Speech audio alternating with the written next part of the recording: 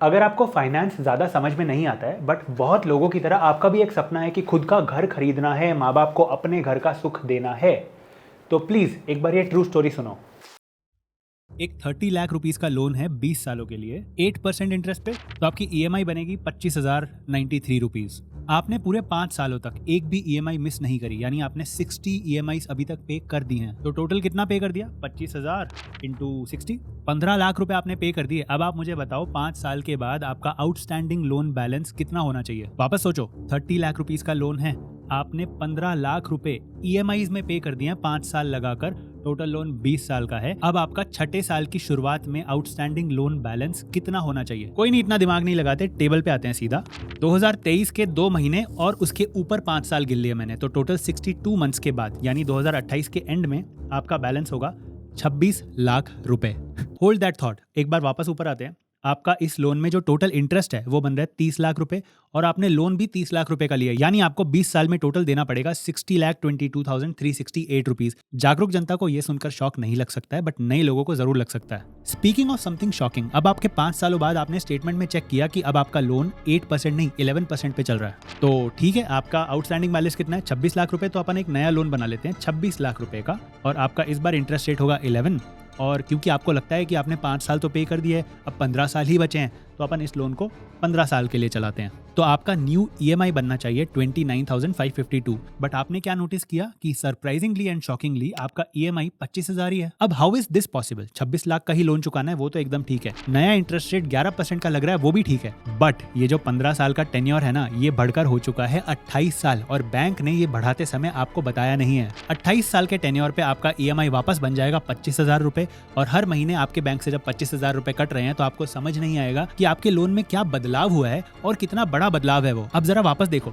आपका अब इंटरेस्ट बन चुका है 58 लाख रुपीज। याद करो 5 साल पुराना टाइम, जब बैंक ने आपको 30 लाख रुपए का लोन दिया था 8% पे 20 सालों के लिए, तब आपको 30 लाख के लोन पे 30 लाख का इंटरेस्ट पे करना था, और टोटल मिला के आपको देना था 60 लाख रुपए। अब 5 साल के बाद जो बैंक ने आपके लोन में चेंज किया है, उसकी वजह से टोटल 60 लाख नहीं, आपको सिर्फ इंटरेस्ट में 60 लाख देने हैं, और टोटल मिला के 84 लाख देने हैं। और ओरिजिनली आपने 20 साल का लोन लिया था, 5 साल तक पैसा भर चुके थे, बट अब आपको फिर से 28 साल तक पैसा भरना है, यानी टोटल 33 इयर्स का लोन बन गया। ये कंटेंट एक लड़की ने इंस्टाग्राम पे रील बना के शेयर किया कि उसके लोन के साथ ऐसा ऐसा कुछ हुआ। उस रील पर 1.5 मिलियन व्यूज हैं, 43,000 लाइक्स हैं। उस लड़की को लग रहा था उसके साथ कुछ गलत हुआ है, and I am here to tell you this, कुछ भी गलत नहीं हुआ है। This is exactly how loans work, और ये आपकी ड्यूटी है होम लोन लेने से पहले इस मैथमेटिक्स को समझना। So let me tell you how home loans work. कैसे आप 84 लाख रुपीस देने से बच सकते हो, कैसे आप अपने 30 लाख के इंटरेस्ट को 20 लाख भी कर सकते हो if you are smart about it. And recently RBI ने कुछ नए होम लोन के रूल्स निकाले हैं जो आपके लिए बहुत बेनिफिशियल हैं, और अब बैंक्स को ट्रांसपेरेंटली आपको बहुत सारी चीजें बताना जरूरी हो जाएगा। तो वो क्या रूल्स हैं वो भी मैं आपको बताऊंगा। Part of the video is sponsored by south Indian bank, one of India's established banks with over 94 years of legacy. Welcome back to LLA. This is Money Minded Mandeep.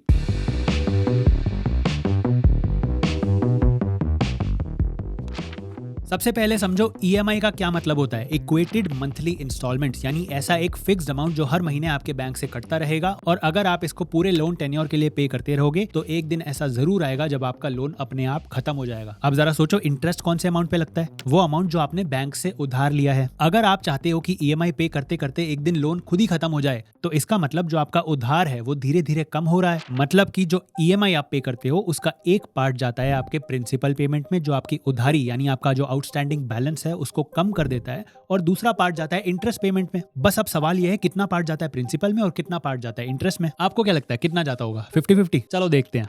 वापस उसी एग्जांपल पे आते हैं। 30 लाख का लोन, 8% का interest, 20 सालों के लिए आपने लिया था, आपका ईएमआई बना 25,000 रुपए, और लेट से आपने पूरे 1 साल 2 महीने, मतलब ये नवंबर दिसंबर और अगले पूरे 12 महीनों के लिए ईएमआई पे किया। तो कुछ ये रहेगा आपका शेड्यूल। आप 25,000 रुपए की ईएमआई पे करोगे तो उसमें से 5,000 जाएंगे आपके प्रिंसिपल में और 20,000 रुपए जाएंगे आपके इंटरेस्ट में। मतलब कि 80% जाता है इंटरेस्ट में और 20% जाता है प्रिंसिपल में। मतलब टोटल 14 ईएमआई यानी 3.5 लाख रुपए देने के बाद भी आपने अपने 30 लाख के लोन में से सिर्फ 75,000 रुपए चुकाए हैं, यानी आपने सिर्फ 2.5% अपना लोन चुकाया है। अगेन मैं इतना बेसिक्स में इसलिए जा रहा हूँ क्योंकि वो 1.5 मिलियन व्यूज और 50,000 लाइक्स जो उस लड़की की रील पर आए हैं, दैट इज प्रूफ कि लोगों को ये नहीं पता और लोन लेने के बाद वो रिग्रेट कर सकते हैं। ऐसा भी नहीं है कि हर बार सिर्फ 20% ही प्रिंसिपल में जाएगा, ये होगा आपके लोन के शुरुआत में। धीरे धीरे ऐसा टाइम आएगा जब ये 50-50 हो जाएगा और टुवर्ड्स द एंड एक ऐसा टाइम आएगा जब आपका 80% अमाउंट जाएगा प्रिंसिपल में और 20% जा रहा होगा इंटरेस्ट में। और ये आप देख सकते हो 2035 में आते आते एक टाइम आएगा जब आपका ऑलमोस्ट 50-50 स्प्लिट हो जाएगा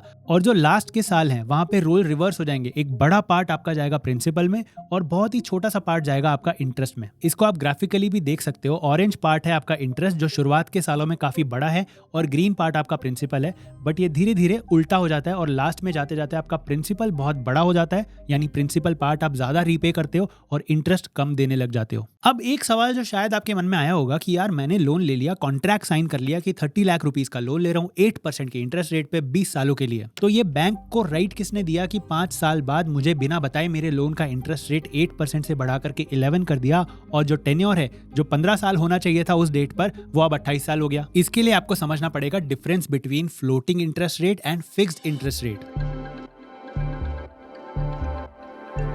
अगर बैंक ने बिना बताए आपका इंटरेस्ट रेट आपके लोन पर बढ़ा दिया है, दैट मींस आपका जो लोन है वो फ्लोटिंग इंटरेस्ट रेट पर है।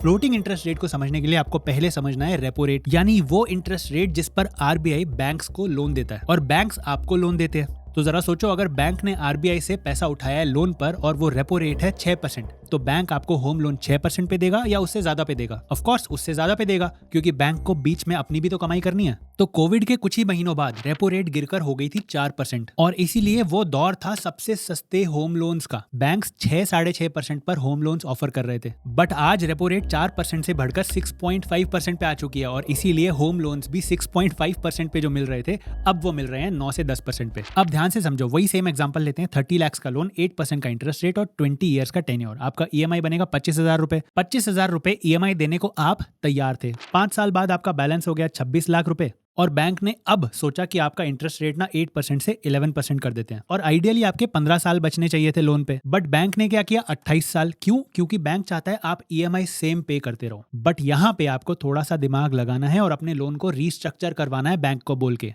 आप बोलो नहीं, मेरा टेन्योर जितना था मुझे उतना ही रखना है, यानी 15 साल। तो आपका ईएमआई बनेगा 29,552 रुपीज, मतलब आपको पहले से 5,000 रुपए पर मंथ ज्यादा देने हैं। बट ऐसा करने से आपका जो टोटल इंटरेस्ट पेबल है वो 27 लाख है और अगर आप 28 सालों का टेन्योर ले लेते हो तो आपका इंटरेस्ट 27 लाख से बढ़कर 58 लाख हो जाएगा। मतलब आज के 5,000 बचाने की कीमत होगी 31 लाख रुपए।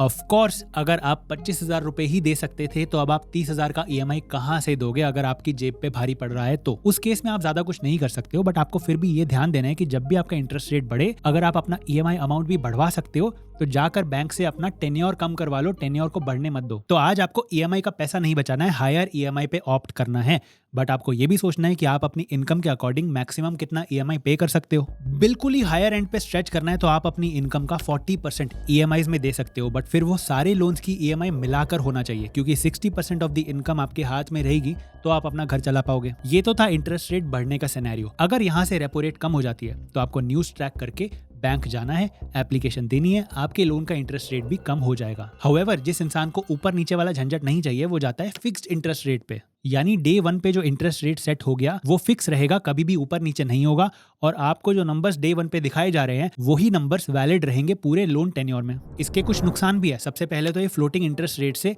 आधा या 1% महंगा मिलेगा और अभी के सिनेरियो में जहां 9-10% पे होम लोन चल रहे हैं, अगर आपने अभी फिक्स इंटरेस्ट रेट पर होम लोन ले लिया लेट से 9.5% पे और 1.5-2 साल बाद वापस रेपो रेट कम हो जाती है और जो नए होम लोन्स मार्केट में मिल रहे हैं वो 6.5-7% पे मिलने लगे, तो फ्लोटिंग वालों का तो इंटरेस्ट रेट कम हो जाएगा, आपका नहीं होगा। और ये नुकसान इग्नोर नहीं किया जा सकता। ये देखो, आपने 9.5% पे लोन लिया 20 सालों के लिए, 5 साल बाद आपका बैलेंस बचा 26 लाख रुपए, मतलब आपका टोटल इंटरेस्ट पेबल बनेगा 37 लाख रुपए। आपने 5 साल ईएमआई पे किया, अब आपका बैलेंस बच रहा है 26 लाख रुपीस और इस पॉइंट ऑफ टाइम पे आपका इंटरेस्ट रेट 7% हुआ नहीं क्योंकि आपका फिक्स रेट पर है, बट अगर फ्लोटिंग होता तो पूरे 32 लाख रुपए का इंटरेस्ट 16 लाख रुपए पर आ जाता। अब देखो, अगर मुझे पर्सनली 2020 में होम लोन लेने का मौका मिलता 6.5% की इंटरेस्ट रेट पे तो मैं फिक्स्ड पे ले लेता, बट फिर भी वो एक गैम्बल होता। मैं इस अजम्पशन पे लेता कि यहाँ से नीचे रेपो रेट नहीं जाने वाला, यहाँ से तो ऊपर ही जाएगा और जब दुनिया के होम लोन रेट्स बढ़ जाएंगे मेरा फिर भी कम रहेगा। बट ये सिर्फ एक अजम्पशन है, प्रेडिक्ट तो कोई भी नहीं कर सकता है। और इसका एग्जैक्टली उल्टा अजम्पशन आज की डेट पे फॉर्म हो सकता है कि होम लोन रेट्स तो पीक कर गए हैं या रेपो रेट पीक कर गई है, यहाँ से तो नीचे जाएगी, तो आज की डेट पे फिक्स्ड इंटरेस्ट रेट पे लेना शायद रिस्की हो सकता है। बट जो मैं अब आपको बताने वाला हूं, अगर ये आपने बहुत अच्छे से समझ लिया तो आप लाखों रुपए का इंटरेस्ट बचाओगे बिना फिक्स्ड और फ्लोटिंग की परवाह किए। मेरा खुद का होम लोन भी फ्लोटिंग इंटरेस्ट रेट पर ही है और इसमें एक बहुत बड़ा बेनिफिट होता है जो मैं आपको बताऊंगा। बट उससे पहले अगर आप अपने होम लोन के लिए बैंक सेलेक्ट करना चाह रहे हो जहां प्रोसेस एकदम सीमलेस और ट्रांसपेरेंट हो, तो आप ट्राई कर सकते हो south Indian bank. South Indian bank आपको 90% तक की वैल्यू का होम लोन ऑफर करता है और साथ में ओवरड्राफ्ट की फैसिलिटी भी देता है। अट्रैक्टिव इंटरेस्ट रेट्स के साथ में आप 5 इजी स्टेप में साउथ इंडियन बैंक से लोन अवेल कर सकते हो। स्टेप 1, आप अपने होम लोन की application along with your income statement submit करोगे। स्टेप 2 इज फाइनेंशियल सैंक्शन, जहां पे आपका लोन अमाउंट अप्रूव होगा। Step 3, verification of property documents. इसमें बैंक आपकी प्रॉपर्टी को थॉरली चेक करेगा और उसकी वैल्यू असेस करेगा। डिजिटल डॉक्यूमेंटेशन, आप होम लोन डॉक्यूमेंटेशन प्रोसेस घर बैठे ऑनलाइन ही कर सकते हो। एंड फाइनली डिसबर्समेंट, यानी बिना एंडलेस पेपर वर्क के आपका लोन डिसबर्स भी हो जाएगा। और अगर आप साउथ इंडियन बैंक के एग्जिस्टिंग कस्टमर हो तो अपने होम लोन के लिए आप SIB मिरर प्लस ऐप पर रिक्वेस्ट डाल सकते हो। Check the link in the description to know more about South Indian Bank home loan. अब मैं आपको बताता हूँ निंजा टेक्निक अपने होम लोन पर लाखों रुपए का इंटरेस्ट बचाने की। इसे बोला जाता है प्री पेमेंट। अब होम लोन तो लंबे लंबे चलते हैं 20-30 सालों तक, बट ऐसा जरूरी थोड़ी ना कि आप 20-30 सालों तक सिर्फ वो EMI वाला अमाउंट हर महीने देते रहोगे। आप अपनी एडिशनली सेविंग्स करके अपने लोन को प्री पे भी कर सकते हो। और प्री पेमेंट की सबसे बड़ी खासियत पता है क्या है? रेगुलर EMI में शुरुआत में मैंने आपको बताया कि 20% हिस्सा ही प्रिंसिपल में जाता है और 80% उसका सिर्फ इंटरेस्ट ही होता है। इसकी वजह से जो आपका आउटस्टैंडिंग लोन अमाउंट है वो बहुत धीरे धीरे कम होता है शुरुआत के सालों में। बट रेगुलर EMI के अलावा आप कोई सा भी अमाउंट अगर प्री पे करते हो तो उसका 100% हिस्सा प्रिंसिपल में से माइनस होता है, जो कि आपके आउटस्टैंडिंग लोन को डायरेक्टली कम कर देता है। और ऐसा करते ही आप शायद यकीन ना करो आपने कितने लाख रुपए इंटरेस्ट में बचा लिए, वो मैं आपको दिखाता हूँ। तो यहाँ मैंने लोन डाल दिया 30 लाख रुपए का 8% के इंटरेस्ट पे और टेन्योर है 20 साल। तो मेरा इंटरेस्ट बनेगा 30,22,000 रुपीज। अब 14 मंथ तक मैंने EMI पे करी, जैसा मैंने आपको बताया। 14th मंथ में ही मैंने 1 लाख रुपए का प्री पेमेंट भी कर दिया। तो जैसे ही मैं यहाँ पे 1 लाख रुपए लिखूंगा, आप जरा इंटरेस्ट के नंबर पर ध्यान देना। अभी जो 30,22,000 का है, मेरे एंटर मारते ही ये क्या होगा, यानी 1 लाख रुपए अगर आपने प्रीपे कर दिया 14th मंथ में, तो आप 3 लाख रुपए का इंटरेस्ट बचा रहे हो। क्यों हो रहा है ऐसा? समझो बात को। इंटरेस्ट कौन से पैसे पे लगता है? जो आपने पैसा उधार ले रखा है। और कैसे लगता है? जितने टाइम के लिए आपने उधार ले रखा है। तो इस 1 लाख रुपए पर कब तक इंटरेस्ट लगता? जब तक ये रीपे नहीं हो जाता। और क्योंकि आपने उसको ठीक 1 साल बाद ही रीपे कर दिया, तो उस पे अगले 19 साल का इंटरेस्ट आपने बचाया। अब ऑब्वियसली हर कोई इंसान 1-1 लाख रुपए का प्री पेमेंट नहीं कर सकता। तो सुनो ध्यान से। सबसे पहले आपकी फाइनेंशियल कंडीशन इतनी अच्छी जरूर होनी चाहिए कि लोन लेने के बाद आपको अपने फैमिली एक्सपेंसेस मैनेज करने में ज्यादा परेशानी नहीं आ रही हो और थोड़ा बहुत आप एक्स्ट्रा सेविंग्स कर पाओ। नीडलेस टू से आपके पास एक इमरजेंसी फंड भी होना चाहिए, थोड़े बहुत इन्वेस्टमेंट्स होने चाहिए, थोड़े लिक्विड सेविंग्स होनी चाहिए for various goals and purposes in life that you may encounter. उसके ऊपर से आपको एडिशनल पैसा सेव करके प्रीपे करना है, विच मे बी डिफिकल्ट। तो आप जरा ये सोचो, आपको लाखों रुपए का प्रीपेमेंट नहीं करना है, जितना आप कर सकते हो उतना ही करना है। और इसको सिंप्लीफाई करने के लिए आप ऐसा सोचो, आप हर महीने 25,000 रुपए का EMI तो भर रहे हो, मतलब साल में आप 12 बार 25,000 रुपए भरोगे। अब बस ये सोचो कि मैं व्हाट इफ 12 की जगह 13 बार भर दूं, मतलब साल में एक बार सिर्फ एक EMI के बराबर का पैसा अगर आप एडिशनली प्रीपे कर देते हो तो आप लाखों रुपए का इंटरेस्ट बचा लोगे। एंड आई होप आप एक एडिशनल EMI हर साल तो अफोर्ड कर ही सकते हो, क्योंकि जो भी आपकी EMI है, इस केस में 25,000 रुपए, ये आपको पूरे साल में सेव करना है एक बार। इसको आप मंथली देखोगे तो 2,000 रुपए पर मंथ की सेविंग्स है। सिर्फ 2,000 रुपए पर मंथ की सेविंग्स करके अगर आप हर साल एक एक्स्ट्रा EMI को प्री पेमेंट में डालते हो तो उसका मैजिक देखो। प्री पेमेंट पर ईयर में मैंने जो अमाउंट लिया है वो EMI के इक्विवेलेंट ही है। अगर मैं इसमें 1 डाल देता हूँ, दैट मीन्स यहाँ पर मैं ऑटोमेटिकली हर साल के लास्ट वाले महीने में एक EMI का अमाउंट प्रीपे कर रहा हूँ। और ऐसा करते ही पहले जो मेरा इंटरेस्ट दिख रहा था 30 लाख रुपए, अब वो हो चुका है 24,80,000, मतलब मैंने 5 लाख रुपए का इंटरेस्ट बचा लिया। उसके साथ साथ जब मैं नीचे स्क्रॉल करूंगा तो मुझे पता चलेगा 240 महीनों का लोन मैंने 203 महीनों में चुका दिया, मतलब 20 साल नहीं लगे, सिर्फ 17 साल में चुकाया। अब अगर आप सेविंग्स ज्यादा कर सकते हो तो हर साल आप 2 EMI का अमाउंट पे कर दो, तो अब इंटरेस्ट हो जाएगा 21 लाख रुपए, मतलब मैंने लगभग 9 लाख रुपए का इंटरेस्ट भी बचाया और 20 साल का लोन अब 15 साल में खत्म हो रहा है। बट इस प्रोसेस में छोटा सा एक फ्लॉ है। मैंने आपको बताया कि जो EMI आप पे करते हो उसमें से इंटरेस्ट का पार्ट बहुत ज्यादा होता है और प्रिंसिपल का पार्ट बहुत कम होता है, जिसकी वजह से आपका आउटस्टैंडिंग बैलेंस बहुत ज्यादा रहता है शुरुआत के first half of your loan में। तो जो सेविंग्स करके प्री पेमेंट करना है, अगर वो आप first half of the loan में करोगे तो आप मैक्सिमम इंटरेस्ट बचाओगे, बट आप सेकंड हाफ या लास्ट के सालों में करोगे तो आप कुछ खास इंटरेस्ट बचाओगे नहीं। फॉर एग्जाम्पल, ये 240 महीनों का लोन है, मैं यहाँ पे 200th मंथ में अगर 1 लाख रुपए प्रीपे करता हूं तो मैंने टोटल 30,000 रुपीज का भी इंटरेस्ट नहीं बचाया है। पहले आ रहा था 30,22,000, अभी आ रहा है 29,94,000। बट यही 1 लाख रुपए अगर मैं पहले साल डाल देता हूं तो मैं टोटल 3 लाख रुपए बचा रहा हूं। इसका लॉजिक मैंने आपको ऑलरेडी समझा दिया। इंटरेस्ट उस अमाउंट पे लगता है जो अमाउंट आपने उधार लिया है बैंक से, और उतने टाइम के लिए लगेगा जितने टाइम वो उधारी का पैसा आपके पास रखा है। तो 20 साल के लोन में से शुरुआत के सालों में ही अगर आपने पैसा चुका दिया है तो आपने वो पैसा 20 सालों तक यूज ही नहीं किया, जल्दी रीपे कर दिया, इसलिए आपने सारा इंटरेस्ट बचा लिया। बट 16-17 साल पैसे को यूज करने के बाद अगर आप रिटर्न कर रहे हो तो उसका मेजॉरिटी इंटरेस्ट आप अपनी EMIs के थ्रू ऑलरेडी पे कर चुके हो। So always remember, sooner the prepayment greater the impact. और सबसे बड़ा फायदा अगर आपके पास फ्लोटिंग इंटरेस्ट रेट पर होम लोन है वो यही है कि जितना भी प्रीपेमेंट आप करते हो, साल में कितनी भी बार करते हो, उस पर आपको कोई भी प्री पेमेंट पेनल्टी नहीं लगाई जाती। बट अगर यही फिक्स्ड इंटरेस्ट रेट पर लोन होता तो प्री पेमेंट करने पर आपको पेनल्टी भी देनी पड़ती। और इसी टेक्निक को यूज करके मैंने अपना खुद का होम लोन भी काफी हद तक पे ऑफ किया है। मेरे पास जब भी और जितना भी पैसा जुड़ता था मैं उसका तुरंत प्री पेमेंट करता था। मैं साल के एंड का भी वेट नहीं करता था, क्योंकि जितना जल्दी करूंगा उसका इम्पैक्ट उतना बड़ा होगा, और पैसा जिस दिन जुड़ गया उसको उसी दिन प्री पेमेंट करने से आप ये भी इंश्योर कर सकते हो कि वो पैसा किसी दूसरे काम में मिसयूज ना हो जाए। तो ये तो थी इंटरेस्ट बचाने की निंजा टेक्निक। अब आप टैक्स बचाना सीखो।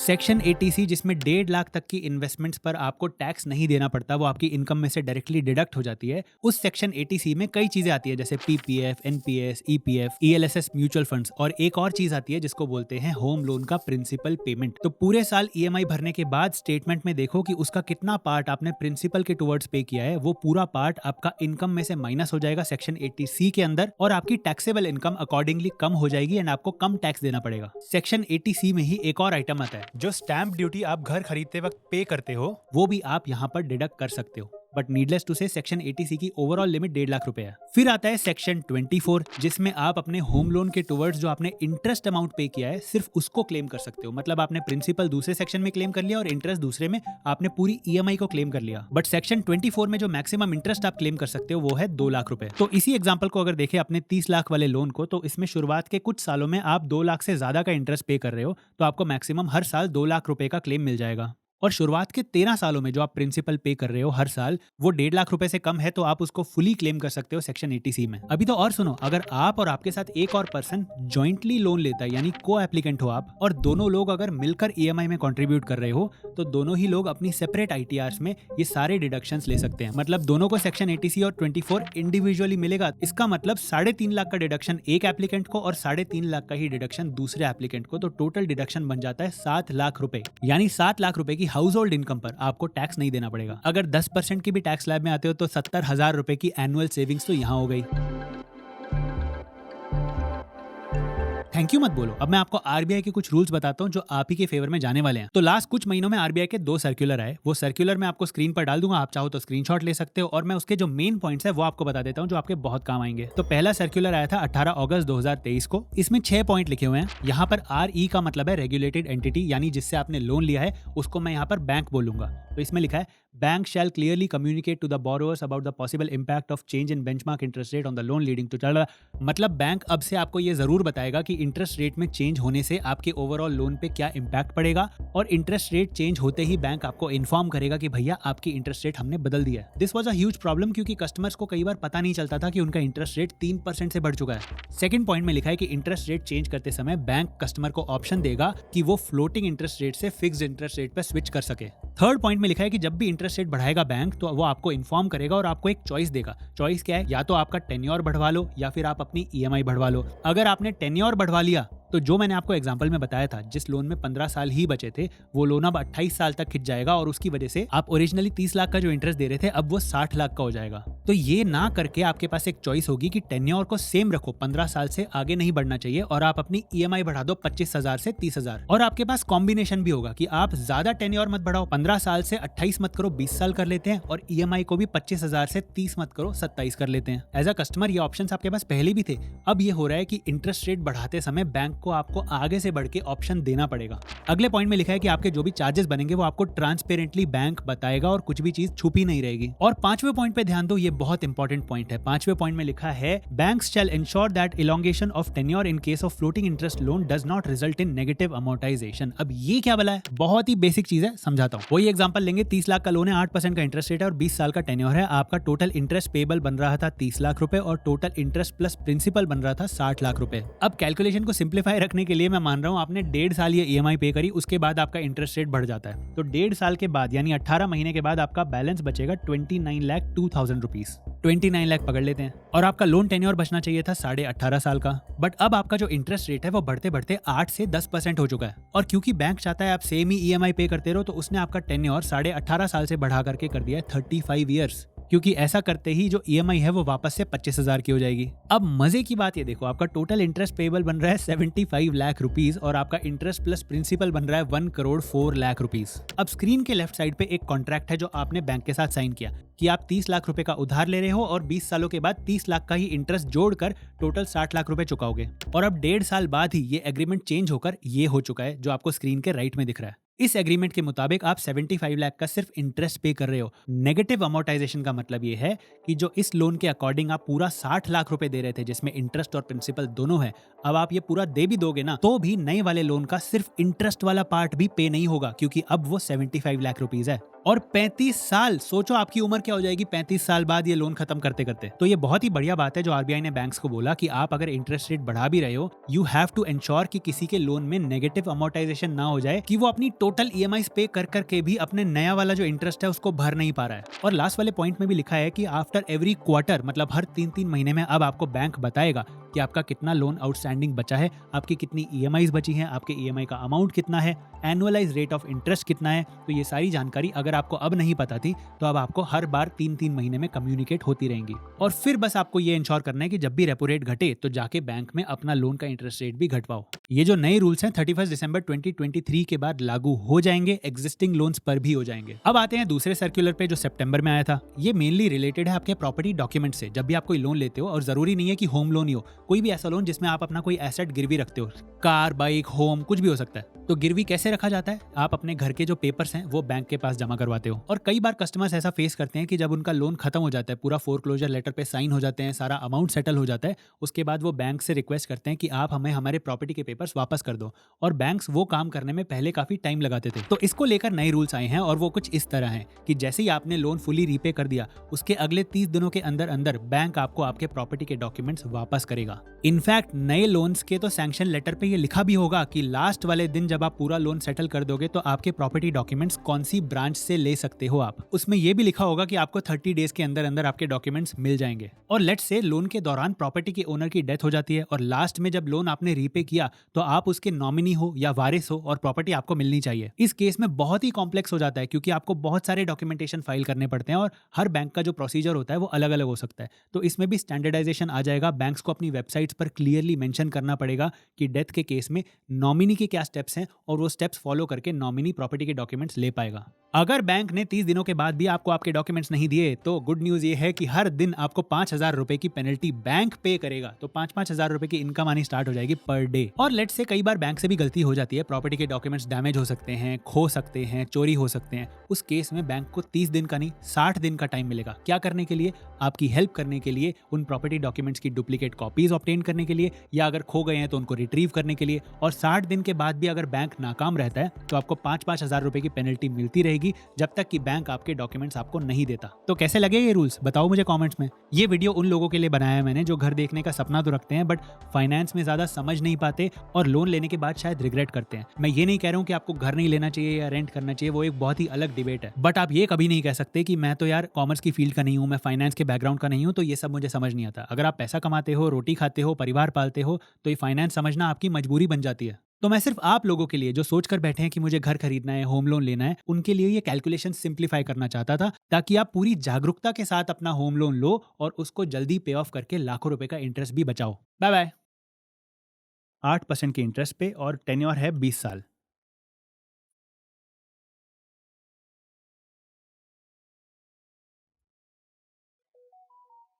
क्या क्या बंद हुआ है?